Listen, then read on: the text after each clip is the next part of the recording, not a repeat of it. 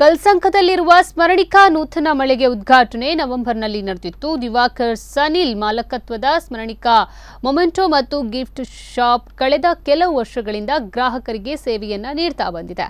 ಇದೀಗ ದೊಡ್ಡ ಮಳಿಗೆಯಾಗಿ ಮಾರ್ಪಾಡಾಗಿತ್ತು. ಈ ದೀಪಾವಳಿಯ ಶುಭ ಸಂದರ್ಭದಲ್ಲಿ ಈ ಸಂಸ್ಥೆಯಲ್ಲಿ ಅಲಂಕಾರಿಕ ವಸ್ತುಗಳು ಮತ್ತು ಗೂಡು ದೀಪ ನೆನಪಿನ ಕಾಣಿಕೆ ಗ್ರಾಹಕರಿಗೆ ಲಭ್ಯವಾಗಿತ್ತು.